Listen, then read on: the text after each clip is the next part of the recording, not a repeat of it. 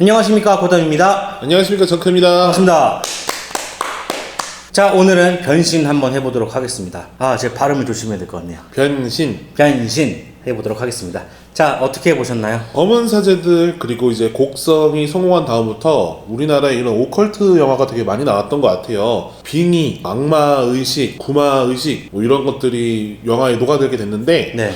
그 중에서 이제 올해 또 많은 작품들이 나왔잖아요. 그렇죠. 최고의 아웃풋은 사바라고 생각을 하고 그다음에 최악의 아웃풋은 사자라고 생각합니다. 네, 사자는 액션 장르가 또 가미돼 있고 그쪽이 더 주라고 한다고 하면 좀 달라지겠지만, 근데 요번에 변신은 장르적인 부분만 놓고 보면은 사자보다 조금 앞서 있는 느낌은 들었고 결말은 생각보다 좋지 않았다. 그래서 이제 보면서 좋았다고 생각했던 부분들도 훨씬 있었는데 이제 뒷부분이 뭔가 용두사미 느낌이 되게 강했고, 뭐 여러분들이 보시기에 공포적인 요소나 이런 건 충분했으나 결론에 가서는 이게 목미? 라고 하실 분들이 좀 많았을 것 같은 뭐 그런 영화였습니다. 저는요, 영화가 좀 애매했다고 생각을 합니다. 네. 일단은 공포 영화로서의 기능은 굉장히 충실하고요. 중반까지 세계관의 설정이나 메시지가 분명해서 이해하고 넘어가는 데 있어 부족함이 없지만 조화스럽지 못했다는 생각이 드네요. 그런 거 있잖아요. 눈, 코, 입 이렇게 다 따로 떨어져서 보면은 굉장히 이쁜 얼굴인데 예. 합쳐놓으면은 못생긴 것처럼. 그죠, 이제. 정크가 굉장히 그렇거든요. 따로 떨어놓고 눈망울, 사슴 같은 눈망울, 똑똑한 코. 외모는 네가 얘기할 게 아닌 것 같아. 여러분 농담인 거 아시죠? 그래서 뭔가 관객들의 기대와 반응이 상충한 영화가 아니었나 이런 생각을 해보는 영화였습니다. 자, 변신 어떤 영화였는지 딥하게 들어가 보도록 하겠습니다. 뭐 아까 말했던 것처럼 초반에 몰입도 자체는 그렇게 나쁜 편은 아니에요. 기존의 대부분 구마의식들은 이제 한 명을 대상으로 하고 대부분 성공을 한단 말이죠. 근데 이 영화에서는 초반부터 보란듯이 실패를 해요. 네. 그러면서 그러네요.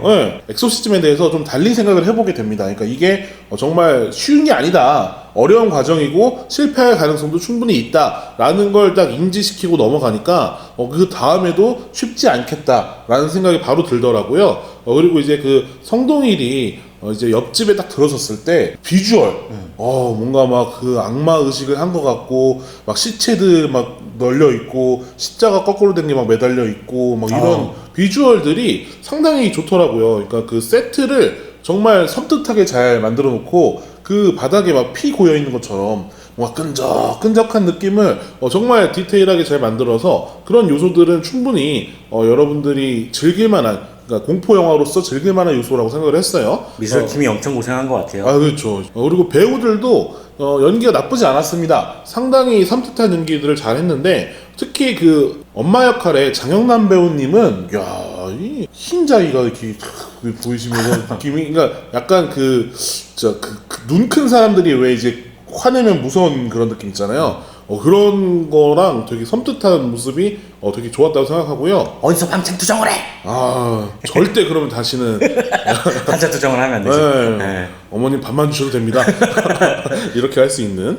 그리고 이제 그 공포 영화로서 사운드도 되게 좋더라고요. 그 특히 옆집에서 뭔가 뭐 고기인가 시체인가 써는 그 소리 있잖아요. 네. 밤새 들리던 거. 네. 와, 되게 불쾌하더라고요. 듣는 내내 진짜 제가 잠잘 때 그런 소리를 계속 들었다고 하면은 저는 이사 갔습니다. 네. 상당히 진짜 불쾌한 소리가 잘 들렸고, 그 다음에 그 와중에 블라인드 유리창이었잖아요. 근데 느낌이 마치 그 성동일 부부를 쳐다보고 있는 느낌이었어요. 그래서 막 그런 느낌이 되게 들면서 연출적인 부분, 사운드적인 부분이 되게 좋았다. 그런 부분은 정말 만족스러웠는데, 문제는 이 작품이 후반부터 속된 말로 되게 멍청해집니다. 말은 안 했다지만 이게 CCTV에 막 찍히잖아요. 네. 와, 나는 악마가 CCTV에 찍히는 것도 되게 웃겼어요. 뭐 여기까지는 뭐 그냥 실체가 있는 거라고 하면은 그럴 수 있다. 뭐 파라노멀 액티비티 같은 것도 있으니까 그래. 뭐 거기까지는 이해한다 칩니다. 근데 이제 삼촌이 그 얘기 했잖아요. 같이 모여 있어야 된다고. 그러면은 뭐 낮이건 밤이건 좀 이렇게 가족끼리 위급한 상황이라면 좀 뭉쳐 있어야 되는데 각자 따로 놀더라고요. 계속 그렇게 당하고 나서도 절대 같이 뭉쳐있을 생각을 안 하더라고요. 그래서 그것도 조금 이상했고, 배성우 배우 이제 그 목사인 동생이 형한테 큰딸이 이상해. 그러니까 조심해야 돼. 막 이런 얘기 막 하잖아요. 근데 다른 사람은 변할 수 있다는 것을 충분히 알고 있음에도 형한테 그런 선입견을 심어주고 간 점, 그것도 되게 좀 저는 별로였다고 생각했거든요. 저는 네. 그 장면이 사탄이라고 생각했거든요. 그러니까는 깃들지 않았는데 네네. 깃들었다고 거짓말하는 거죠. 왜냐면은 같이 있다가 나왔거든요. 그래서 저는 그 부분이 사람들이 개연성 문제를 거기서 걸더라고요. 근데 네네. 제가 생각했을 땐 그게 성동이를 꼬셔서 밖으로 나와서 따로 떨어뜨려 놓는 게 그 사탄의 존재라고 생각했거든요. 저는 근데 그 멘트가 있었기 때문에 네. 신부님 모시러 가야 된다. 갑자기 오라고 하셨다. 그런 얘기를 해서 그 부분에서 저는 그게 사탄이라는 생각은 안 했고, 네, 그냥 배성우 배우가 그 동생이 얘기했다고 생각을 했어요. 그리고 참 그 악마한테 속은 것을 알았을 때도 그 정도였으면 빨리 경찰에라도 전화를 해서 자기가 못 갈 것 같으면 그 주변 사람들이라도 어떻게 동원을 해서 좀 막았어야 되지 않나, 좀 이런 생각도 한번 해보게 되고, 아까 말한 배성우 배우, 그러니까 중수가 차를 몰다가 그 악마의 계략으로 뭐 차 사고가 난다. 네. 이것까지는 뭐 좋았어요. 이해할 수 있습니다. 근데 그 정도 가드레일 들이받고 나가는 사고면 네. 바로 신고가 들어갔을 거라 생각하는데 상당히 늦게 발견하더라고요. 네. 그 우리나라 그 고속도로에 사고 나면 레카 있잖아요. 네. 되게 빨리 출동하거든요. 그럼요. 네, 그거 장난 아니에요. 그거 누가 어디서 신고를 했는지 알 수 없지만 레카는 정말 빨리 출동합니다. 맞아요. 근데 레카조차 출동을 안 해요.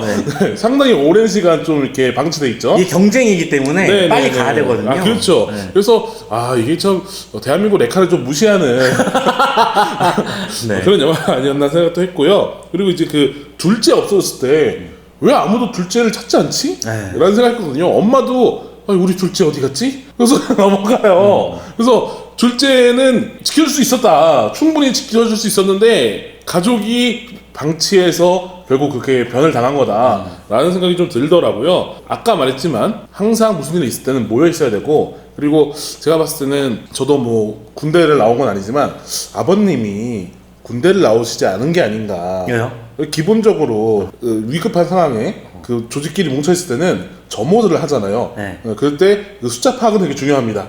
네. 하지만 그런 걸 전혀 느낄 수 없었어요. 네. 아무리 다급한 상황이지만 다급한 상황일수록 꼭 가족끼리는 모여야 되고, 그렇게 대가족일수록 숫자 체크는 필요합니다. 어떤 영화에서든 가족끼리 모이면은 바로 사람들 확인을 해요. 겨우 5명 있는데 뭘 확인까지 해야 될까요? 5명인데 왜 1명을 왜 놓치는 거예요? 그렇죠. 네. 저도 그게 이해하기 쉽지 않지만 뭐 거기서 그런 장면이 나오잖아요. 일단은 뭐 십자가를 챙겨달라. 네. 그것 때문에 그냥 넘어간 거 아닐까요? 애가 안 오면은 일단 걱정을 해야 될 텐데. 그쵸. 내려가 봐야죠. 네, 이게 평소항시가 아니잖아요. 지금 위급 상황이잖아요. 그리고 언제 악마가 어떤 모습으로 나타날지 모르는데 너무 안일했다라는 생각이 좀 들더라고요. 그리고 이제 마지막으로 저는 이건 개연성 문제는 아니고, 옆집에 들어갔을 때 그 죽은 시체가 자기가 구하지 못했던 그 가족이었다는 것을 이제 그 중수가 알게 되잖아요. 그쵸, 그쵸. 네, 배성호 배우가 알게 되는데 그때 뭔가 좀 감정적인 충돌이 더 있을 줄 알았어요. 이건 초반에 좀 좋았다고 생각했던 게 아까 전에 말했던 것처럼 그 구마 의식에 실패를 하고 그걸로 인해서 계속 죄책감을 받고 있었고, 그다음에 그 와중에 자기 가족한테 그런 사건이 일어난 거잖아요. 그러면 좀 더 그 감정적인 충돌과 그 초반에 깔아놨던 막 인간의 분노를 이용하는 악마들이 많다, 이런 것처럼 그런 부분들을 좀 건드려서 심리적으로 확대될 줄 알았어요. 이런 부분은 제가 아까 말한 것처럼 사자보다 좀 못했던 점이라고 생각해요. 사자는 악마들이 새치혀로 막 계속 괴롭히는 부분들이 분명히 있었거든요. 근데 여기는 그런 부분이 좀 후반에 갈수록 적어지더라고요. 그래서 심리적으로, 그리고 이제 그런 빙의된 악마들이 주로 행하는 그런 뭔가 행태들을 잘 담아내지 못해서 그런 부분들을 좀 더 치열하게 했다라고 하면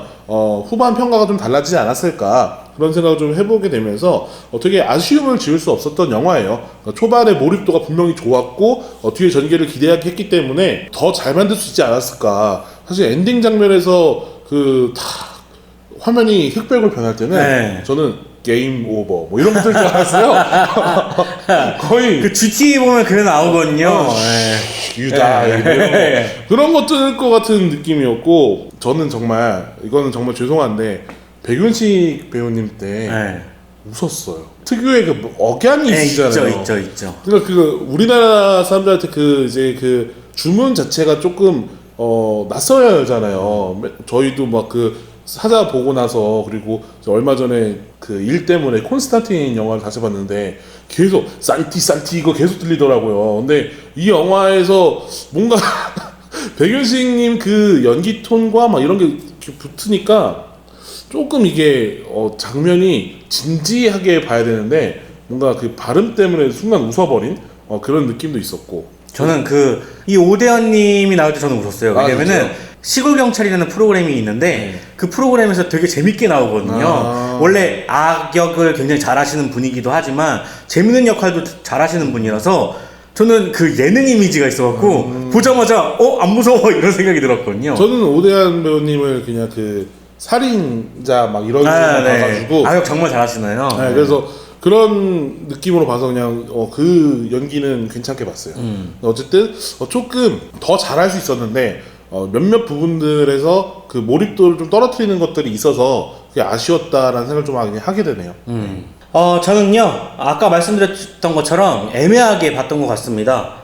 일단 장점부터 말씀을 드리면, 일단 공포영화답게 공포를 주는 연출 기법은 높게 평가를 하겠습니다. 배우들의 피사체가 3D처럼 앞으로 튀어나와서 이제 공포를 주는 기법은 공포를 주기에 충분했다고 생각을 해요. 거기다가 사운드까지 같이 입혀져 버리니까는 진짜 놀랐어요. 진짜 깜짝 놀라고 너무 무서웠거든요. 이것이 카메라 연출이었던 건지 아니면 편집 과정에서 이루어진 건지는 잘 모르겠지만 앞으로 많이 영화에서 쓰일 것 같다라는 생각을 잠깐 해봤고요. 또 영화의 장르를 비트는 이 제목과 마찬가지로 변신하는 뭔가 변주되는 장르의 변주 이런 시도는 좋았다고 생각을 합니다. 전체적으로는 오컬트 장르를 선택을 하고 하우스 호러와 심리 공포까지 접목해서 이 새로운 형태의 오컬트 영화로 뭔가 재해석해내는 시도들은 굉장히 좋았다고 생각을 합니다. 그런데 이 오컬트 장르를 끌어들이는 과정에서 문제가 있었던 거로 생각이 듭니다. 검은 사자들에서는 김윤석 배우 그리고 사자에서는 안성기 배우가 이 구마의식을 진행을 했었는데 제가 너무너무 좋아하는 배성우 배우가 맡아가지고 이 구현을 했음에도 불구하고 임팩트가 굉장히 비교가 되더라고요. 아무래도 이 안성기와 김윤석을 따라가기에는 쉽지 않았다?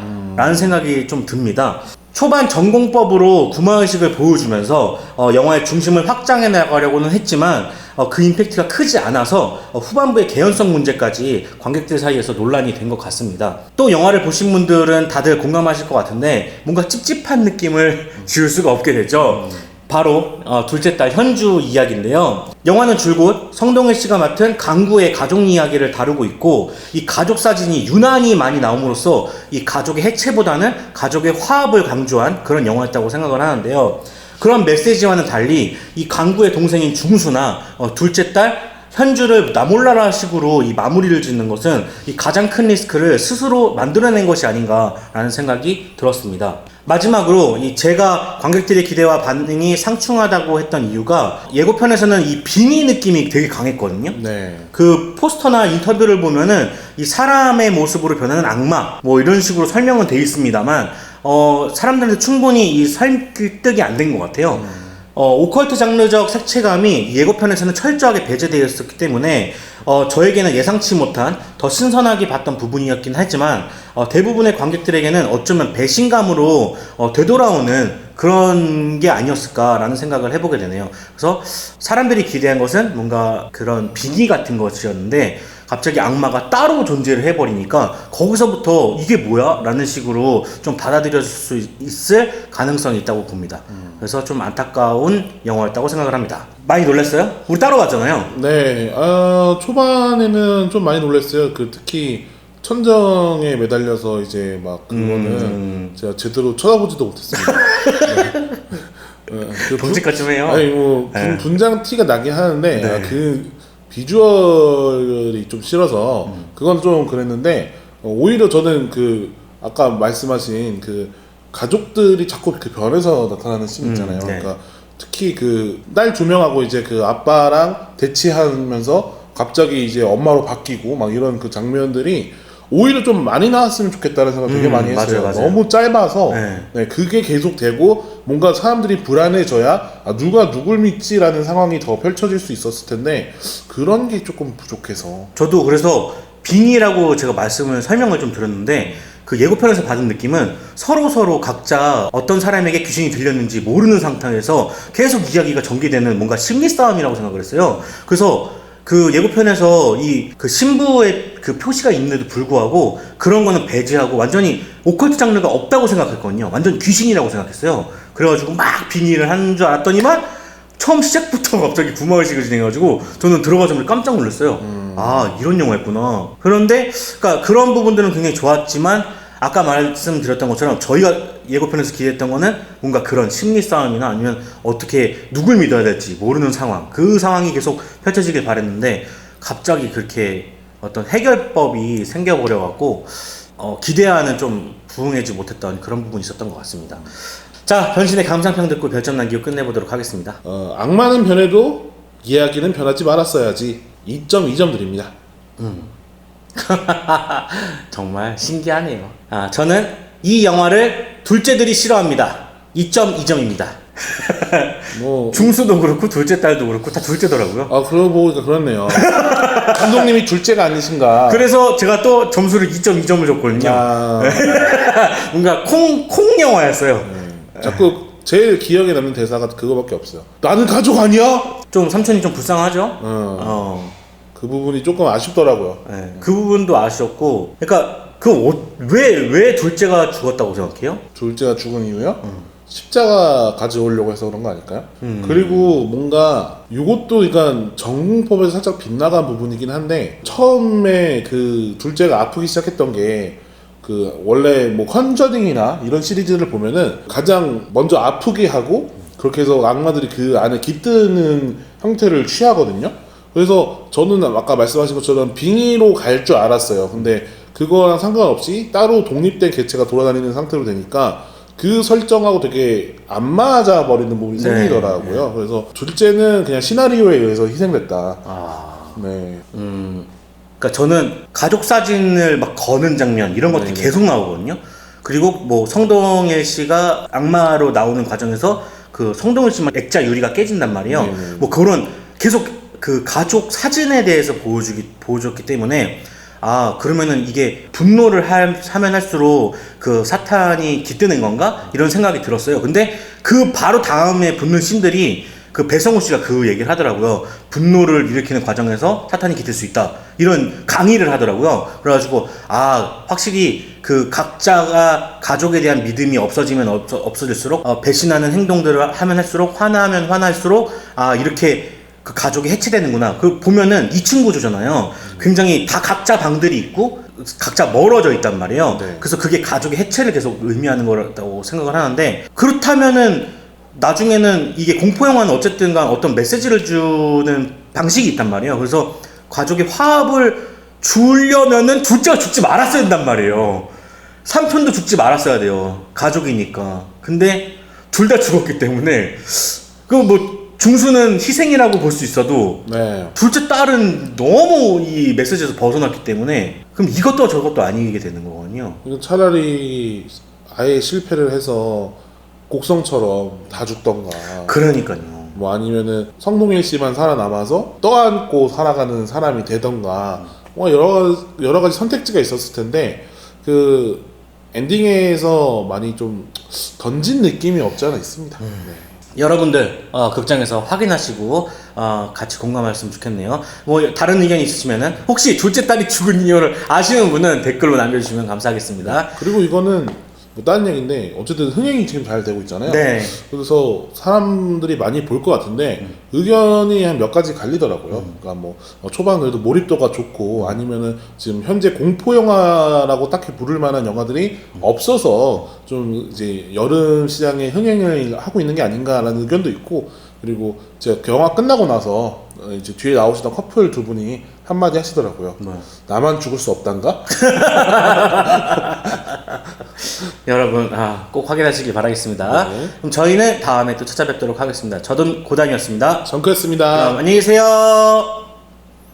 여러분 이 영상 봐주시고요. 구독 꼭 눌러주세요. 알람 설정 부탁드립니다. 알람 설정 꼭 부탁드려요.